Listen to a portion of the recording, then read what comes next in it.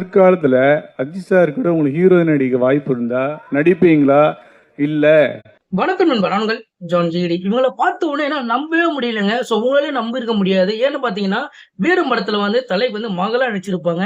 So நீங்க வந்து நம்ம அந்த படம் பார்த்துருக்கீங்க. அந்த குழந்தைய நினைச்சு பாருங்களேன். ஸோ அந்த குழந்தை வந்து பார்க்கும்போது, அந்த குழந்தை தான் இவங்களா அப்படின்னும்போது ரொம்ப ஆச்சரியமா இருந்தது. So okay. என்ன விஷயம்னு பார்த்தீங்கன்னா, ஸோ வந்து பிரஸ் மீட்ல பார்த்தீங்கன்னா, இவங்ககிட்ட வந்து கேள்வி கேட்டுக்கிறாங்க.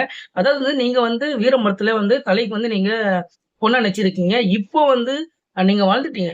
ஸோ வந்து உங்களுக்கு வந்து அவரு கூட வந்து ஹீரோயினா நடிக்கணும் அப்டின்னும் வந்து ஒரு ஆப்பர்ச்சுனிட்டி வந்ததுன்னா, நீங்க வந்து அவரு கூட ஹீரோயின் நடிப்பீங்களா? இல்லங்க நான் வந்து அவங்களுக்கு பொண்ணா நடிச்சுட்டேன். ஸோ இதுக்கப்புறம் வந்து நான் வந்து நடிக்க மாட்டேன் அந்த மாரிலாம் அப்டின்னு சொல்லுவீங்களான்னு கேட்டதுக்கு, அவங்க சொன்ன வார்த்தை பார்த்தீங்கன்னா, அதாவது இதுக்கு முன்னாடி வந்து இந்த மாரி விஷயங்கள்லாம் இருந்தது. ஸோ நான் வந்து பொண்ணா நடிச்சிருக்கேன். இதுக்கப்புறம் வந்து ஹீரோ நடிக்க மாட்டேன் அப்டின்னு. இப்ப ஜெனரேஷன்லாம் மாறி இருக்கு இல்லையா? ஸோ ஜெனரேஷன்லாம் மாறி இருக்கு. அந்த மாரி விஷயங்கள்லாம் இப்ப இருக்காதுன்னு நான் நெனைக்கிறேன். ஸோ ஒருவேள அந்த மாரி வந்து அமைஞ்சதுன்னா, நான் கண்டிப்பா வந்து ஹீரோ நடிப்பேன் அப்டின்னு சொல்லி அவங்க சொல்லி இந்த கருத்த சொல்லியிருக்காங்க. ஸோ இந்த கருத்துக்கு வந்து உங்களுடைய இது வந்து கருத்த மறக்காம கமெண்ட் பண்ணுங்க. முடிஞ்ச என் சேனல ஃபாலோ பண்ணிக்கங்க.